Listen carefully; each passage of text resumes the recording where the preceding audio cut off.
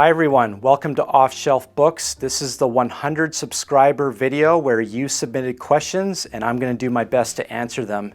There wasn't too many questions that came in, but that's okay. That just gives me more time to answer those questions. So let's jump into them.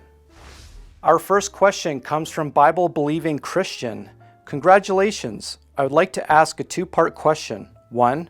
What made you decide to start a YouTube channel? 2. What made you decide on faith-based books for the content? Again, I congratulate you on this milestone. I've always enjoyed your videos. Keep up the great work. Thank you so much, Bible-believing Christian, for those kind words. Thank you also for those questions. It's awesome to hear from you because you actually were one of the original subscribers to this channel. So you've basically been here from the start. So thank you so much. What made me decide to start a YouTube channel?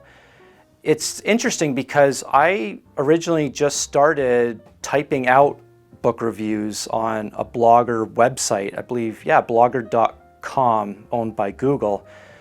But then I noticed over time that really the whole posting book reviews online was very saturated, and I noticed like I basically was just a drop in an ocean. And so my content really got lost, and I was thinking to myself, what could be a way I can stand out from that? And I thought to myself, instead of just typing reviews, why don't I just actually make videos of these book reviews? And I thought that was a way to stand out because I already am a video editor by trade, and I did go to school for a lot of video and audio work. So I already had the skill set, and I thought, gee, I like to read books, I like to review them, why not make videos of them? And so seeing YouTube as a platform, it already was and still is a very popular platform, and it seems to continue to grow in popularity. In 2015, I got a YouTube channel, but the funny thing was, it sat dormant for like 3 years because I was trying to save up money while I had a little bit of audio and video equipment already, there was some important stuff I needed to really just give the best kind of quality I could. And even then I was on a budget, so I never really had the best audio and video gear, but I used those 3 years to save up and to buy some better equipment to really just try and make a good solid video. I don't recommend that at all, honestly. Just if you start a YouTube channel, just go for it. But anyways, yeah, my first video wasn't until April 20th of 2018. So I thought then, even though I had the YouTube channel, I noticed I still was getting lost in another sea of content, and that basically was booktubers. And there's a ton of channels of booktubers out there. And again, I had to find another way to stand out from that.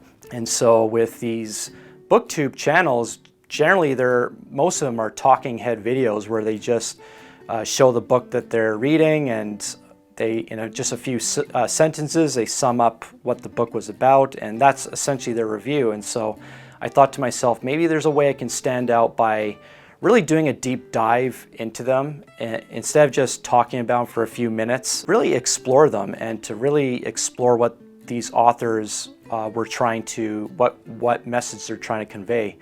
I mean, to the credit of the booktuber community, a lot of them are well established because they only talk about these books for a few minutes, they can pump out so much content, and clearly that method's working really well. But I guess I just want to be different. I didn't really see a channel out there that was really taking a deep dive into these books the way I'm doing it. So that's sort of how I decide to start a YouTube channel. As for deciding on faith-based books, the logic there was, this is just my own personal belief. I really believe that everyone puts their faith in someone or something. And we all have a worldview when you think about it. And the great Ravi Zacharias said how everyone has a worldview, and it's kind of established in 4 areas: origin, meaning, morality, and destiny. Those were sort of the 4 that Ravi Zacharias always said establishes a worldview that we all have. And then another gentleman by the name of Cliff Connectley from Give Me an Answer. He likes to ask this question to everyone, and it's a two-part question. What are you living for, and what is the evidence of what you're living for reliable and credible and trustworthy? And that always struck me, because when you think about it, yes, we all have a worldview. We're all living for something or someone, and we're always putting our faith into something. When you think about, we use faith every day, even if it's as simple as driving through an intersection. When the light turns green, you don't naturally look left and right to make sure it's clear. By faith, we just drive through the green light, assuming, using faith, essentially, that cars aren't going to drive through the intersection and hit you. In small ways, we use faith every day. And so I would even say, even if you're an atheist, you use faith to a certain degree. They may not agree with that, but yeah, so why faith-based books? I believe we all use faith, and in that way, in that respect, it casts a really wide net in terms of this could really cast the widest net as possible for people to actually read these authors' stories and to learn why they've come to the conclusion they've come to, and why to read their stories. And I like that, because they don't have to take my word for it. These are essentially their stories and their experiences. And also with the whole faith-based books, yes, I do see it as a ministry. I do see it as a form of evangelism, but it also gives me the flexibility content-wise to produce many different types of videos. Like, I'm not just limited to one type of faith.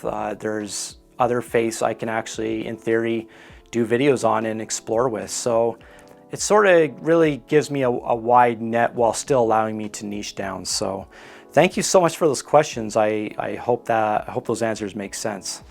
Our next question comes from Gemini Entertainment. Congrats on the milestone. What do you think was the most difficult part of getting to 100 subscribers? Also, what would you suggest to people starting out a channel? Oh, wow, great questions. I think the most difficult part for me of getting to 100 subscribers was making content consistently, because a lot of YouTubers, this isn't a career for them. They're not just making money off the get-go, and I think a lot of people that get into YouTube make that mistake of thinking that you can just right away make this a career, when no, this is a lot of work. And so a lot of people, because a lot of YouTubers aren't making money off of this, they have life outside of this. They have other commitments and responsibilities and relationships and family and their work and their career. Like, there's so much stuff they still have to tend to outside of YouTube. So to not only do all that and make content on the side, that was hard. That's not easy to do. And in fact, a lot of expert YouTubers say the minimum you should be doing is one video a week, and I'm not even making that minimum. I'm doing about one video every 2 weeks approximately. So yeah, for all this time, I really haven't even been making the minimum.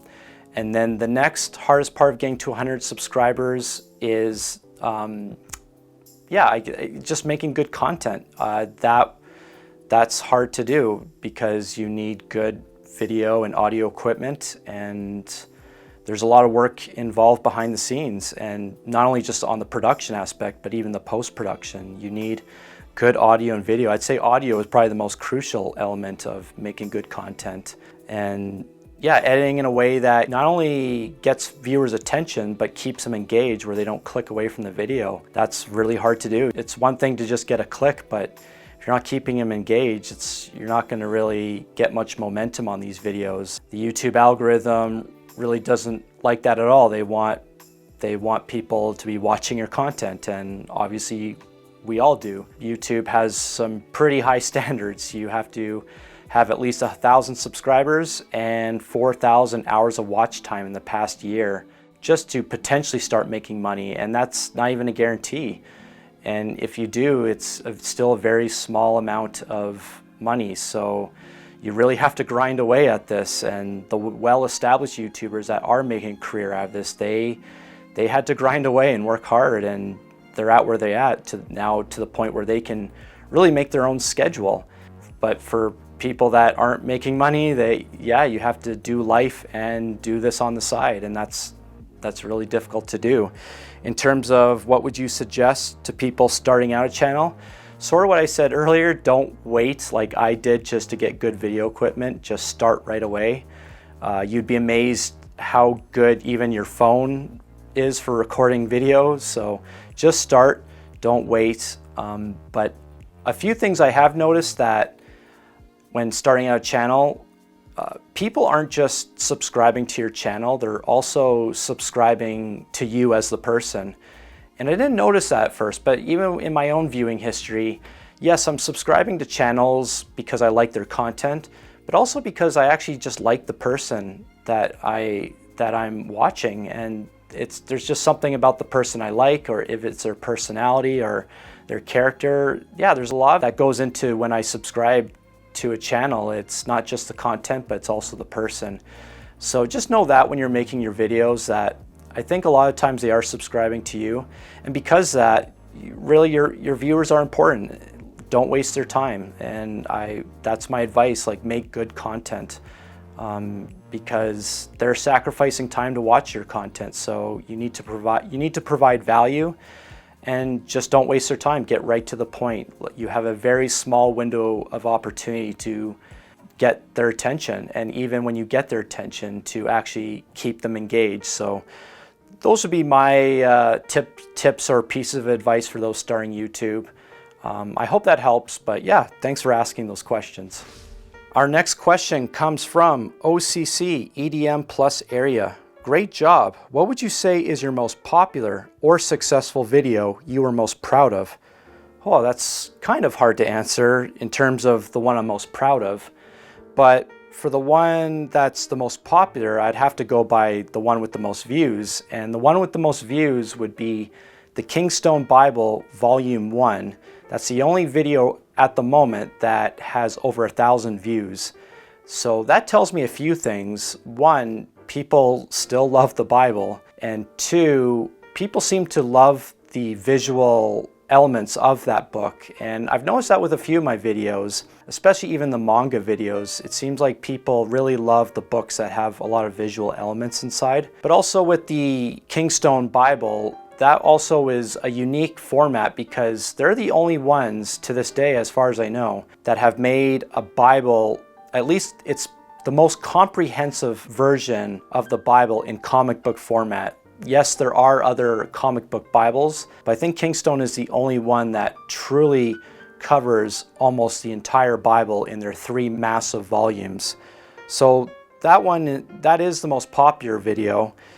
In terms of the video I'm most proud of, that's a tough one because some videos I'm proud of for the amount of money put into it, and other ones I'm proud of because of the logistical side of things, and some I'm proud of just in terms of the amount of post-production I put into.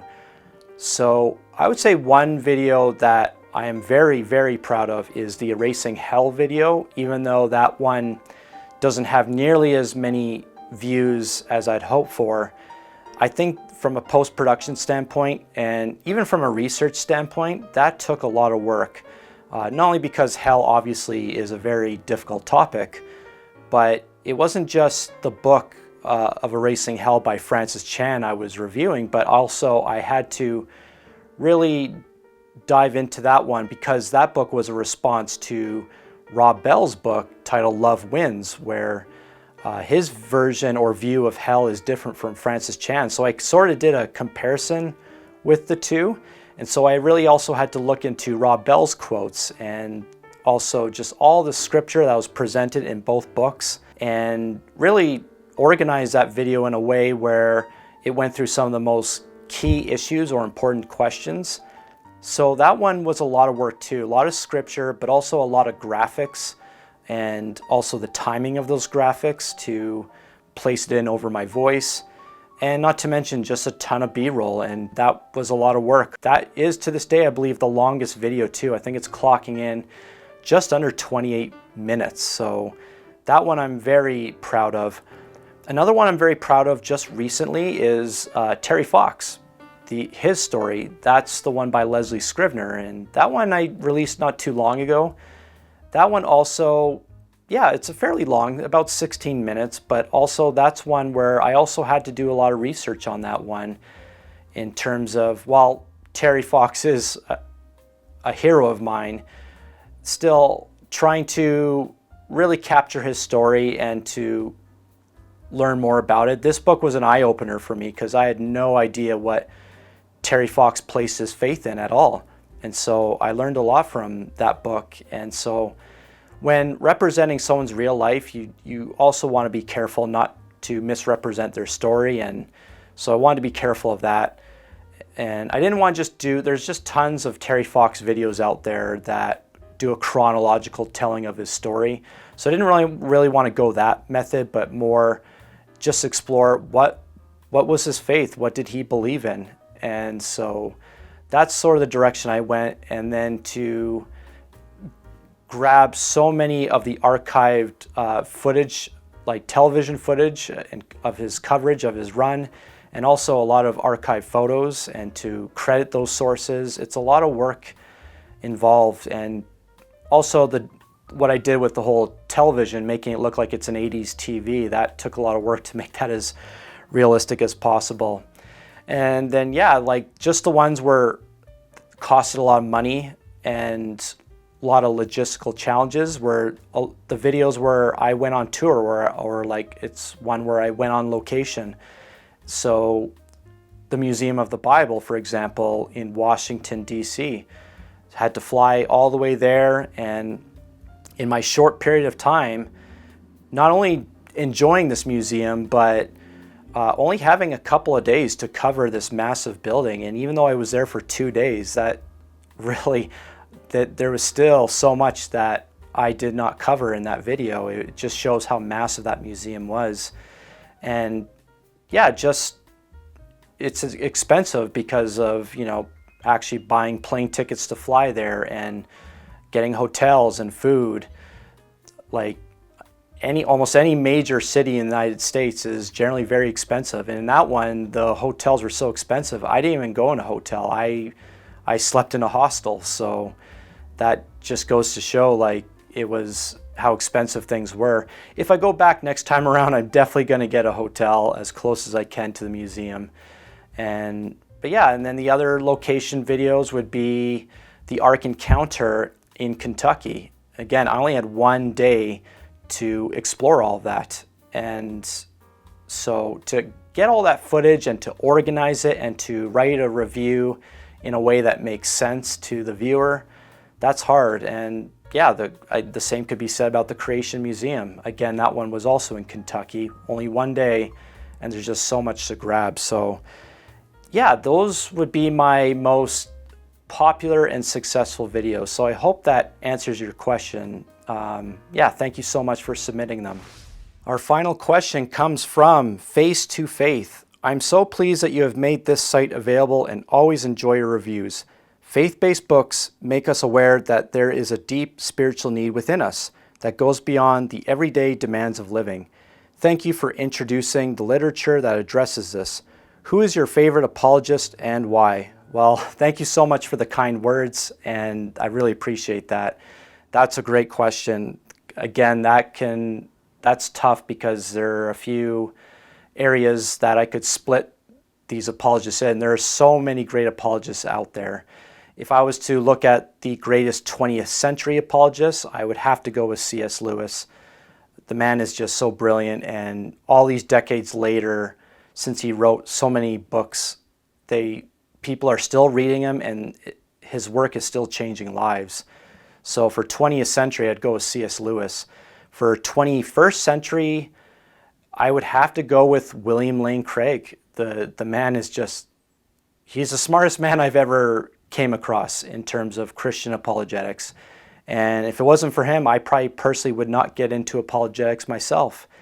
I remember it was right when social media was new and YouTube was new, and it really wasn't established to what it is today. I remember our church had a viewing event where we would watch this debate of William Lane Craig versus Christopher Hitchens, and Christopher Hitchens is probably one of the most well-known atheists out there. And even though he's not alive today, his work still stands out amongst the atheist community. And so that was just an incredible debate that I watched. And I think what stood out about that debate was how incredible William Lane Craig's arguments were. And he did not even go to the Bible. Like these were all arguments outside of the Bible.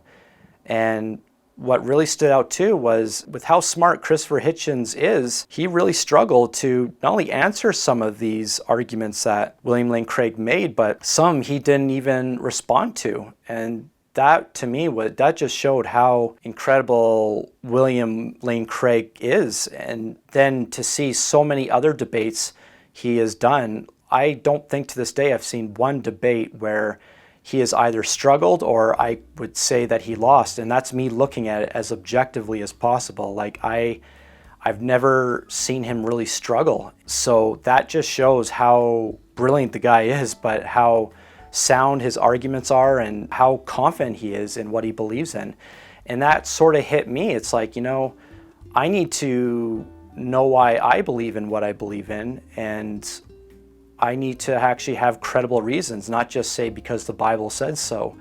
That's a weak argument. Yeah, even when he's debated Sam Harris, who is another brilliant atheist, said he puts the fear of God in my fellow atheists. And that was a pretty incredible statement for him to make. And even Richard Dawkins won't even debate William Lane Craig, and to the point where the atheist community is sort of upset about that, at Richard saying, why don't you debate him? But other than that, if we're not just going on pure intellect, I would have to say either John Lennox or Ravi Zacharias would then take the title, simply because with those two, even though their intellect is also incredible, I think a lot of people can relate to those two because they're just both great storytellers. And when you look at Jesus' life, he too was a great storyteller. And so people could really resonate and connect with that. So those two, to me, are the greatest storytellers in the realm of apologetics. And they've just been an absolute privilege to watch. Because at least with William Lane Craig, even though he's the smartest, I think he's sometimes too smart for me. Like, I sometimes can't follow along with him. But at least with John Lennox and Ravi Zacharias, with their way to add a personal touch to their arguments, really helps me follow along with them. And yeah, I would say William Lane Craig, and just behind him would be a tie with John Lennox and Ravi Zacharias. So hopefully that answers your question. Thanks so much for submitting it. Well, those are all the questions I have. Thank you so much for everyone who submitted those questions. And thank you to all my viewers and subscribers that have taken the time to watch any of my content. I really appreciate your support. It means a lot. It's incredible to think that at least 100 of you care about the reviews I do and what I have to say. So thank you so much. It'd be great to do another one of these Q&A sessions down the road. Maybe it could be something I do when I reach 200 subscribers. That could be something we could do again. But until then, thank you again so much for your support. It means a lot. Until then, readers, keep exploring.